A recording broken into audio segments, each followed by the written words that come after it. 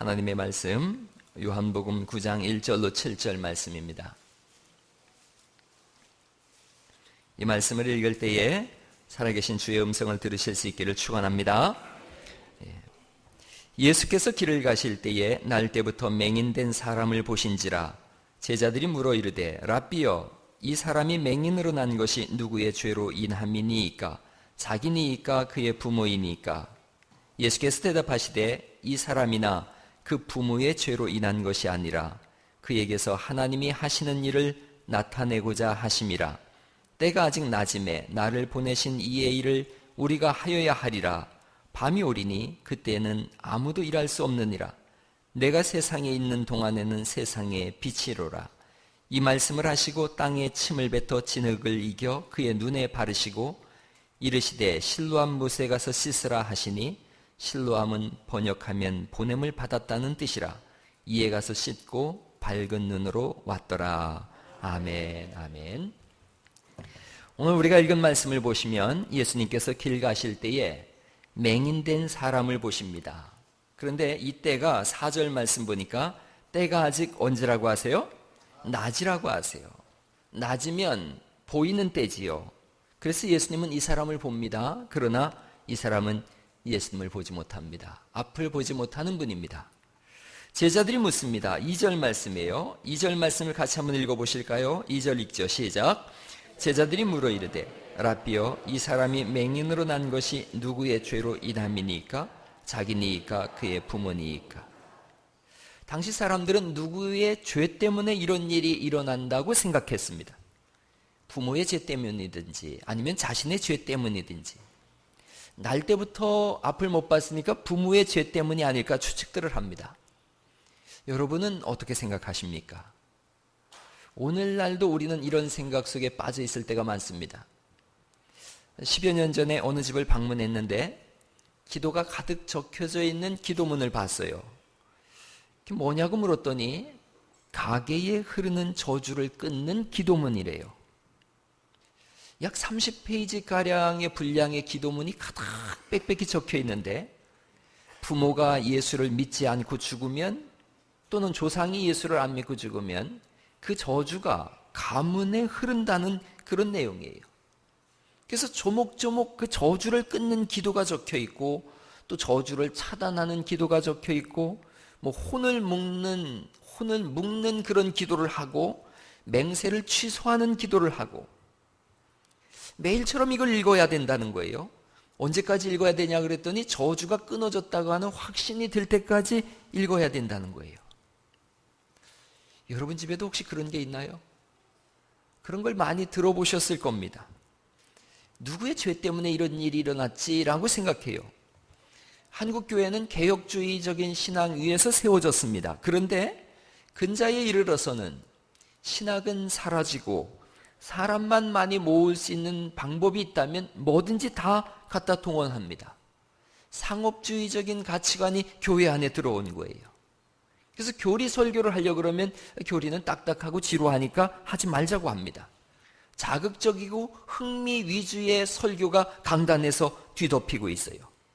성경 말씀을 뭐 아무데나 막 갖다 붙이고 성경적 근거도 없는 은사주의, 신비주의, 이상한 교리들이 교회 안에서 오늘도 운영되어져 가고 있어요. 사람들은 텔레비전 쇼를 보듯이 그렇게 예배를 즐기고 즐거워하고 박수를 치지만 정작 자신들이 예수님 안에서 어떤 변화되는 삶을 보기는 어렵습니다. 인격적인 변화가 일어나지 않는다는 거지요. 가게에 흐르는 저주를 끊어야 산다? 내용은 간단합니다. 하나님을 믿는 자수는 1000대까지 잘 되고 그리고 무슨 죄를 범하면 3, 4대까지 저주가 흐르고 자손들은 비참하게 된다. 그런 내용이에요. 출애굽기 20장 5절 6절에 있는 말씀을 근거로 내세우지만 전혀 근거가 없는 내용입니다. 누구 죄 때문에 저주가 흐르는 것이 아닌 줄 믿으시기 바랍니다. 무슨 부모, 조상, 자신 그런 게 아니에요. 앞을 못 보는 분이 있어요. 측은한 마음으로 그분과 대화를 통해야 되는데 사람들이 손가락질하면서 저거 부모 죄 때문일 거야. 자신 죄 때문일 거야. 이 사람을 앞에 두고 할 짓이 아니지요. 비인격적인 것이지요. 하나님은 그런 분이 아닌 줄 믿으시기 바랍니다. 결론부터 말씀드리면 가계에 흐르는 저주 그런 건 없습니다. 무속신앙적이고 주술적인 겁니다. 비성경적인 겁니다.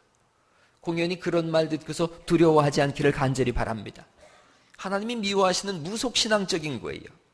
부모가 예수님을 잘 믿으면 그 복이 나의 상태와 상관없이 천대까지 흐른다 그렇게 생각해서도 안 되고, 부모가 잘 안 믿었더니 그 저주가 몇 대에 걸쳐서 나타난다 그렇게 생각해도 안 됩니다.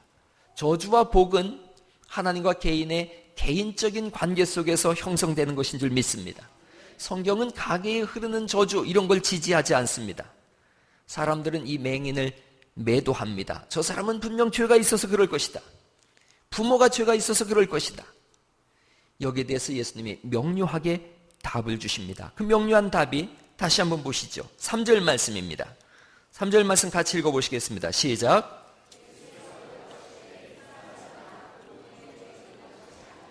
그에게서 하나님이 하시는 일을 나타내고자 하심이라. 아멘. 그에게서 하나님이 하시는 일을 나타내고자 하심이라. 하나님이 하시는 일이 뭘까요? 오늘 본문을 통해서 두 가지를 말씀드리려고 합니다. 하나님이 하시는 일 중에 첫 번째는 인생을 재해석하게 하십니다. 인생을 재해석하게 하십니다.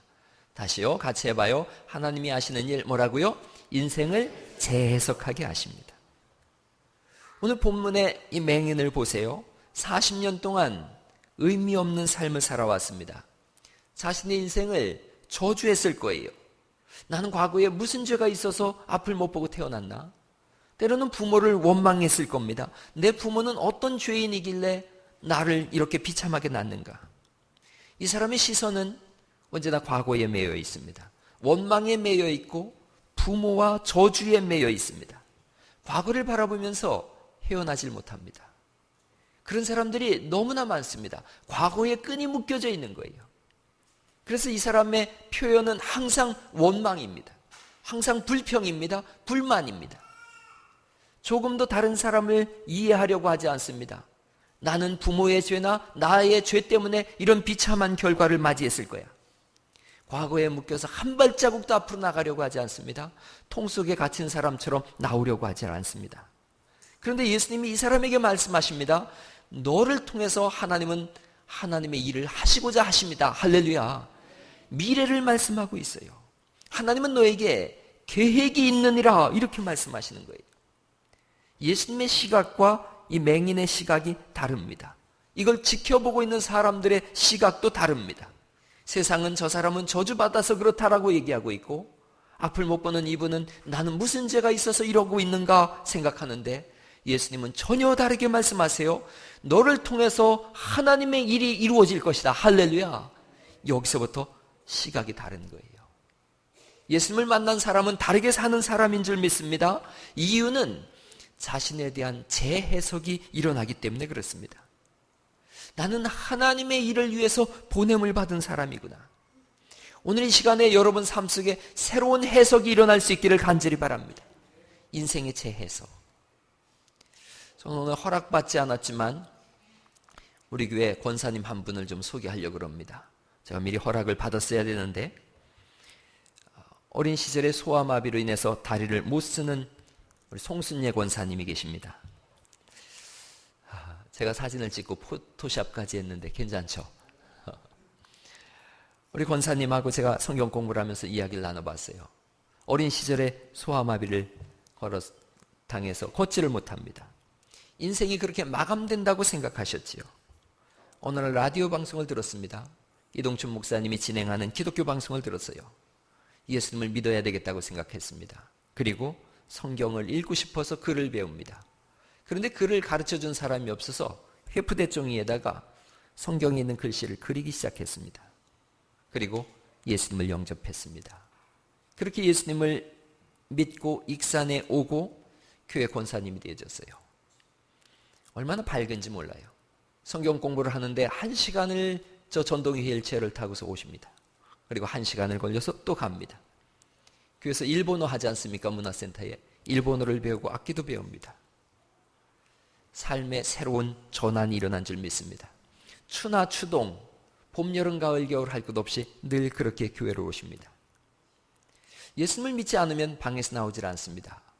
인생에 자기의 골방을 만들어 놓고 거기서 나오질 않는데 예수님을 만나자 새로운 인생의 해석이 일어나고 전동의 일체를 타고 1시간을 교회 와서 예배하고 1시간을 돌아갑니다. 여러분 속에 오늘 진실한 인생 재해석이 일어날 수 있길 간절히 바랍니다.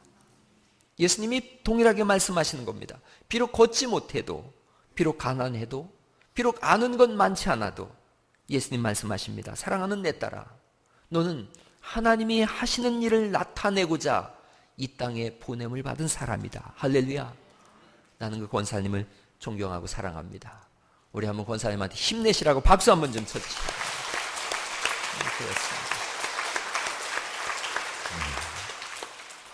예수님은 스스로를 말씀하시기를 요한복음 8장 12절에 나는 세상의 빛이다 그러셨어요. 나를 따르는 자는 어두움에 다니지 아니하고 생명의 빛을 얻으리라. 할렐루야. 예수 만난 사람은 어둠에 속한 사람이 아니라 빛 가운데 속한 사람인 줄 믿습니다. 예수님 세상의 빛이십니다. 캄캄한 인생길에서 어디서 빛을 찾을 수 있는가? 영적으로 어두워진 이 세상 속에서 빛 되신 분은 예수님밖에 없는 줄 믿습니다. 예수님은 구약에서부터 예언되어 주신 분이십니다. 이사야서 42장 1절에 내가 붙드는 나의 종 내 마음에 기뻐하는 자 곧 내가 택한 사람을 보라. 그분이 예수님이에요. 7절에 가서 그렇게 말씀하십니다. 내가는 예수님이에요. 눈먼 자들의 눈을 밝히며 갇힌 자를 감옥에서 이끌어내며 흑암에 앉은 자를 감방에서 나오게 하리라. 할렐루야. 나오게 하시겠다는 거예요. 이사야서 35장 5절 말씀입니다. 같이 한번 읽어보시죠. 이사야서 35장 5절 말씀 같이 읽겠습니다. 시작. 그때에 맹인의 눈이 밝을 것이며 못 듣는 사람의 귀가 열릴 것이며 조는 자는 사슴같이 뛸 것이며 말 못하는 자의 혀는 노래하리니 이는 광야에서 물이 솟겠고 사막에서 시내가 흐를 것임이라. 아멘. 오늘 이 말씀대로 이루어질 수 있기를 간절히 바랍니다. 눈먼 자, 갇힌 자, 흑암에 앉은 자, 절망하고 포기해서 앞길이 불안해하는 사람들, 예수님 안에서 밝아지고 자유케 되시기를 예수 이름으로 축원합니다. 성경이 분명히 말씀하십니다. 예수님이 오셨을 때에 듣지 못한 자들이 들을 거라고 말씀하십니다. 하나님 나라를 보지 못하던 자들이 하나님 나라를 볼 것입니다. 영적인 안전뱅이에서 벌떡 일어나게 될 줄 믿습니다. 말 못하던 사람들이 찬송하게 될 것입니다. 예수 없는 감옥, 골방, 어둠에서 신음하던 영혼들에게 밝은 빛이 들어올 수 있기를 예수 이름으로 축원합니다. 그때 비로소 찬송이 일어나고 기쁨과 감동이 생겨나는 겁니다. 예수님이 오실 때는 온 은혜가 세상을 덮을 때입니다. 그래서 오늘 본문이 그렇게 말씀하는 겁니다. 광야에서 물이 솟겠고, 물은 언젠가 제가 은혜라고 말씀드렸어요. 광야 같은 우리 심령 속에 은혜가 들어와서 물이 솟겠고 사막같이 메마른 가슴 속에 시내가 흐를 것이라고 말씀하시는 줄 믿으시기 바랍니다. 궁극적으로 우리 심령 속에서 오늘 예배 속에 이런 일이 일어나야 될 줄 믿으시기 바랍니다. 요한계시록 21장 3절 말씀을 보니까 하나님의 나라가 임했을 때에, 예수 그리스도를 영접하고 하나님 나라가 임했을 때 이런 일이 일어날 거라고 말씀하십니다. 또 같이 읽어보겠습니다. 시작. 하나님의 장막이 사람들과 함께 있음에 하나님이 그들과 함께 계시리니 그들은 하나님의 백성이 되고 하나님은 친히 그들과 함께 계셔서 모든 눈물을 그 눈에서 닦아주시니 다시는 사망이 없고 애통하는 것이나 곡하는 것이나 아픈 것이 다시 있지 아니하리니 처음 것들이 다 지나갔음이로라. 할렐루야. 오늘 처음에 여러분을 붙잡고 있었던 그 모든 절망들이 떠나갈 수 있기를 간절히 바랍니다. 온 천지를 지으신 하나님이 우리 아버지가 되셔서 우리와 영원히 함께 하시겠다고 하십니다. 6.25 전에 몰락한 집안에 이남 일녀를 키우는 가난한 어머니가 있었습니다. 그런데 이 어머니는 아주 신실한 신앙인이에요. 남의 집에서 빨래도 하고 삭바늘질도 하고 온갖 굳은 일을 다 합니다.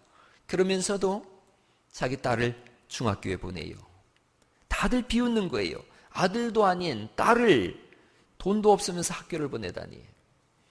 지금이야 그렇지만 30년 전에는 여자들이 대학 가기가 안 쉬웠어요.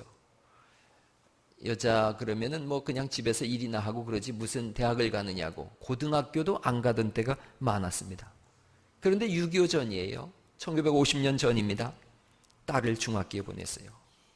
이 당시에는 50년 전에는 보통 어디에 보냈느냐 하면 평양에는 권번이라고 하는 기생학교가 있었습니다. 그래서 가난한 집 딸들은 대부분 여기로 보내져서 기생이 되던 그런 시대예요. 아주머니들이 와서 이 어머니한테 얘기하는 거예요. 권번으로 보내. 딸 보니까 인물도 괜찮고 한데 돈도 잘 벌어오고 또 잘 되면 부잣집에 첩으로 들어간다고 하지 않는가. 권번으로 보내라고 그렇게 얘기를 합니다. 그런데 이 어머니는 예수 믿는 내가 어떻게 내 딸을 기생학교에 보내겠냐는 거예요. 죽을 고생을 다하면서 딸을 학교에 보냈어요. 신앙으로 키우면서 하나님이 인도하실 것이다. 날마다 딸에게 알려줬어요. 그랬더니 이 딸이 그 어머니의 신앙과 기도를 따라서 이화여자대학교의 총장이 되어지고 문교부 장관이 된 줄 믿으시기 바랍니다. 그분이 바로 김옥길 여사예요. 김옥길 여사. 이분의 남동생은 김동길 교수입니다. 언젠가 김동길 교수가 그런 말을 했습니다. 솔직히 말해서 나는 나의 어머니 때문에 예수님을 믿게 되어졌고 나도 이제 떠날 날이 멀지 않았는데 내 삶에 있어서 가장 중요한 일은 내가 예수를 그리스도로 믿는 것이다. 그 어머님이 안 계셨다면, 그 어머님의 신앙을 물려받지 않았더라면 나는 오늘 무엇이 되어 있을까? 아마도 사회를 어지럽히는 한심한 인간이 되었을지도 모를 일이다. 예수 안에서만 새로운 해석이 일어납니다. 늘 절망한 분한테 어떤 분이 예수님을 믿으라고 하면서 그런 얘기했다 그래요. 예수님을 믿으십시오. 당신은 아직 긁혀지지 않은 당첨된 복권입니다. 참 멋있죠. 한번 해보세요. 옆 사람한테. 당신은 아직 긁혀지지 않은 당첨된 복권입니다. 해보세요. 시작.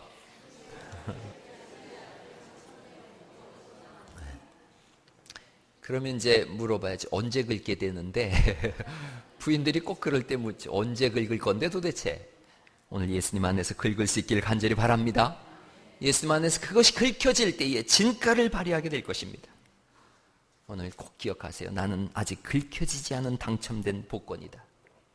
예수님을 만날 때 재해석이 일어납니다. 하나님이 하시는 두 번째 일이 있습니다. 하나님께서 하시는 두 번째 일은 사명을 발견하게 하십니다. 사명을 발견하게 하십니다. 같이 한번 해보시죠. 시작. 사명을 발견하게 하십니다. 그렇습니다. 앞을 보지 못하던 이분은 예수님을 만났습니다. 그리고 몇 가지 변화를 겪습니다. 우선 자신을 보지요.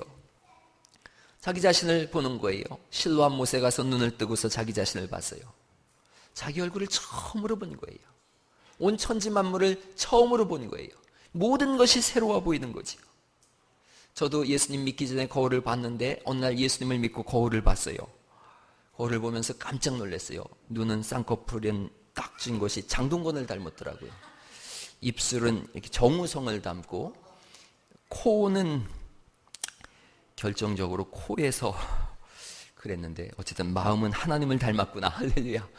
제가 코만 좀 잘생겼으면 괜찮았을 텐데 했어요. 이 사람은 그런 생각했어요. 나는 하나님이 하나님의 일을 나타내도록 보낸 사람이구나. 본문에는 그 의미가 내포되어져 있습니다. 7절 말씀을 보시죠. 7절 말씀. 7절 말씀 같이 한번 읽어보시겠습니다. 시작. 이르시되 실로암 못에 가서 씻으라 하시니 실로암은 번역하면 보냄을 받았다는 뜻이라. 이에 가서 씻고 밝은 눈으로 왔더라. 아멘. 구체적으로 말씀하십니다. 실로암, 보냄을 받았다는 뜻이다. 저 화면에 있는 것이 실로암 못이에요. 보냄을 받았다. 여러분, 보냄을 받았다. 그걸 다른 말로 사명이라고 합니다. 사명. 이 사람이 가서 씻고 밝은 눈으로 돌아옵니다. 그리고 자기만 본 것이 아니라 이제는 다른 사람을 봅니다. 그리고 예수님을 봅니다. 이 앞을 못 보다가 본 사람이 깜짝 놀란 일이 있어요. 저 사람은 앞을 보는데 왜 예수님을 모를까? 나는 앞을 못 보던 사람이니까 예수님을 모른다고 할 수 있었지만 저 사람은 보는 사람인데 왜 예수님을 못 볼까? 이 사람은 다른 사람이 보이기 시작했어요. 예수님을 보지 못하는 다른 사람을 보기 시작합니다. 그리고 그들에게 가서 내가 예수님을 만났다고 얘기합니다. 그게 사명입니다. 10절 말씀을 보실까요? 10절.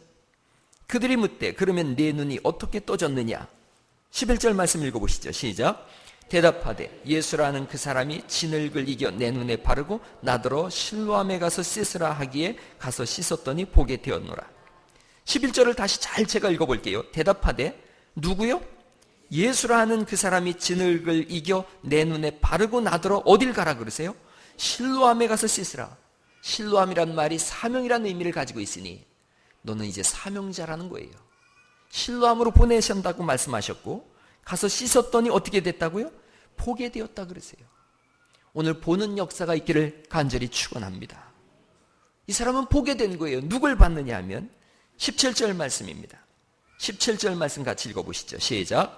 이에 맹인되었던 자에게 다시 묻되 그 사람이 내게 눈을 뜨게 하였으니 너는 그를 어떠한 사람이나 하느냐? 대답하되 선지자니이다 하니. 예수님을 증거하고 있습니다. 예수님은 선지자 중에 선지자로 이 땅에 오셨거든요. 그 예수님을 증거하고 증명하고 있습니다. 30절 말씀을 또 보실까요? 30절. 그 사람이 대답하여 이르되 이상하다. 이 사람이 내 눈을 뜨게 하였으되 당신들은 그가 어디서 왔는지 알지 못하는도다. 이 맹인이 볼 때 이상한 거예요. 왜 이걸 모른단 말인가? 내 눈을 뜨게 했는데 저분이 하나님의 아들이라는 걸 왜 모를까? 여기 내가 산 증인으로 있는데. 그래서 31절에 이렇게 말씀하시는 거죠. 이렇게 읽어요. 31절 같이 읽어보시죠. 시작. 하나님이 죄인의 말을 듣지 아니하고 경건하여 그의 뜻대로 행하는 자의 말은 들으시는 줄을 우리가 아나이다. 그러면서 32절 말씀과 33절 말씀은 사실은 이 뉘앙스가 비꼬는 뉘앙스예요. 32절 말씀 또 읽어보시죠. 시작.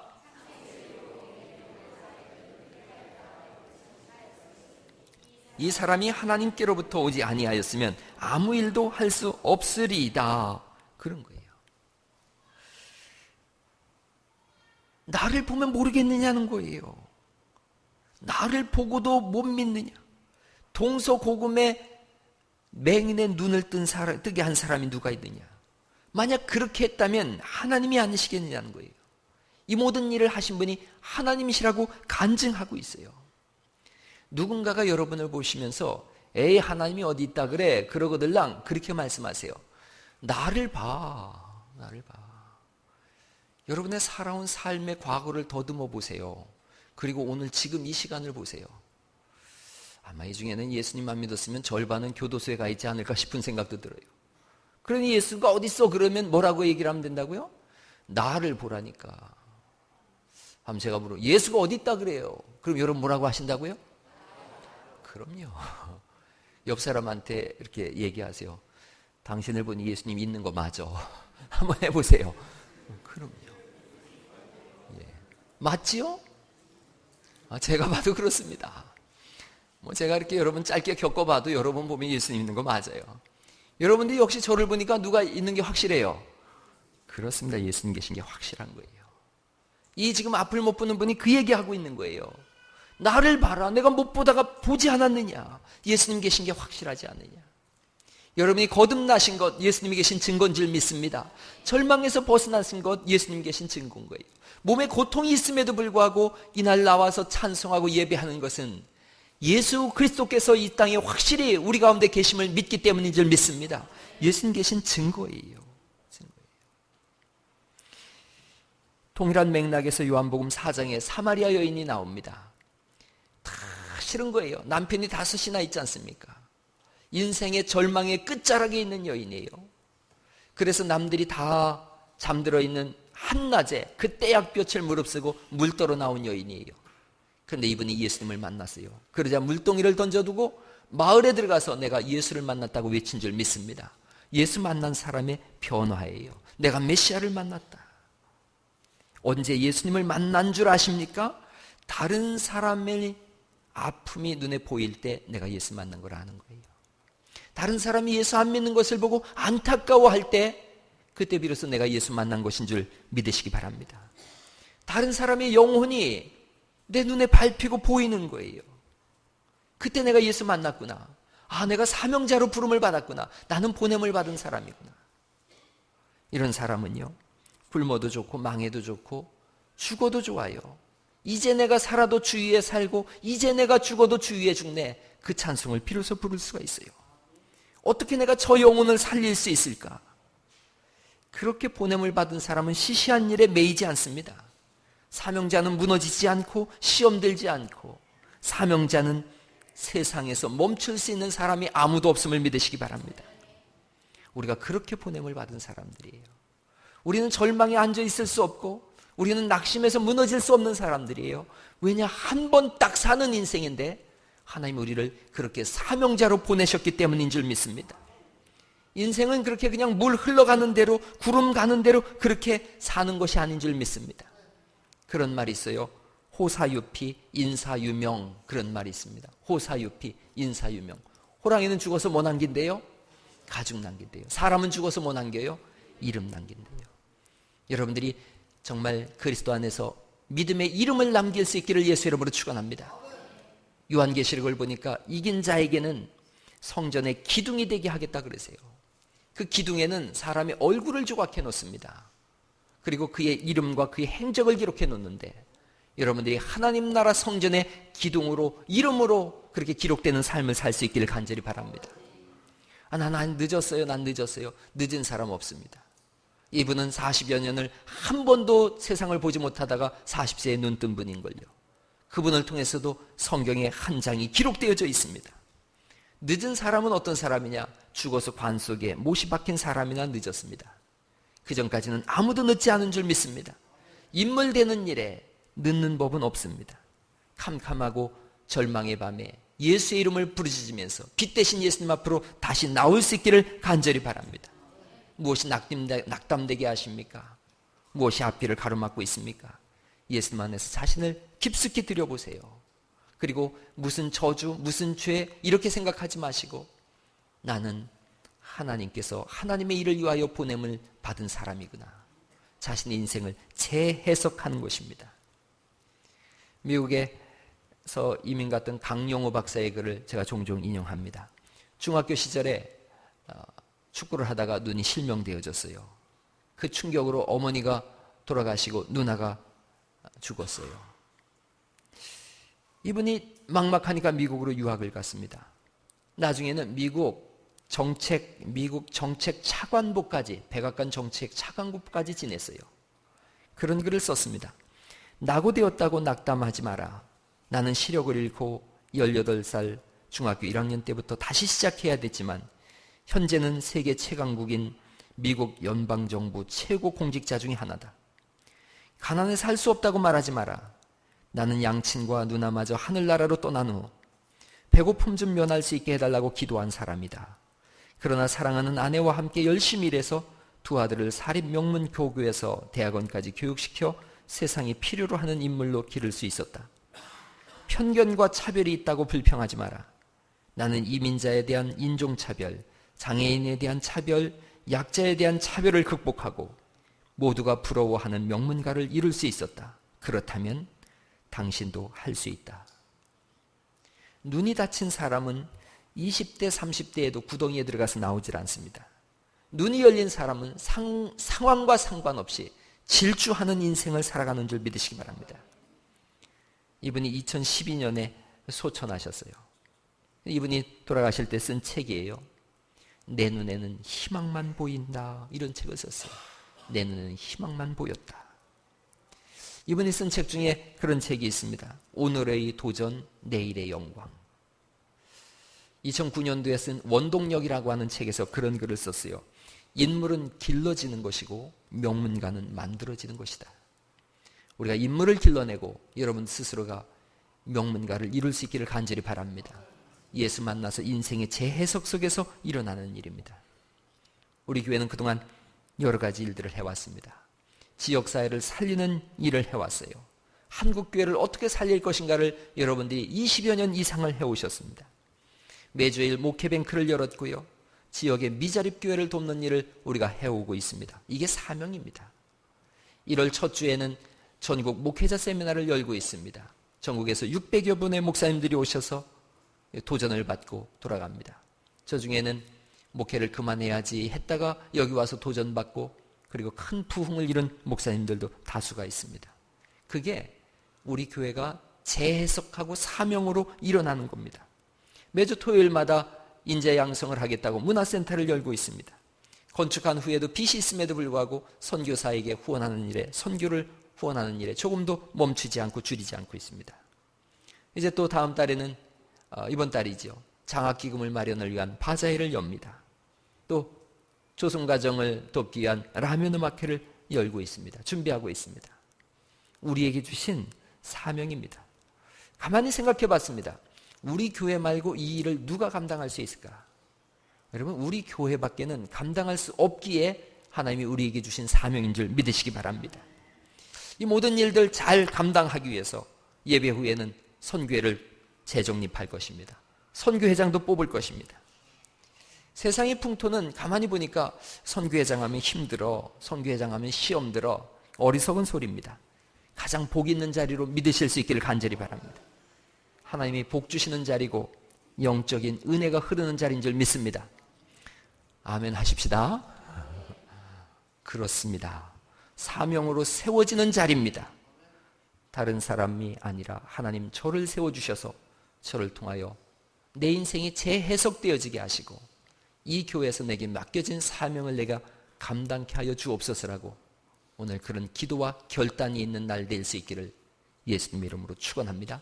하나님이 하시는 일 두 가지가 있습니다. 인생을 재해석하게 하십니다. 사명을 발견하게 하십니다. 할렐루야.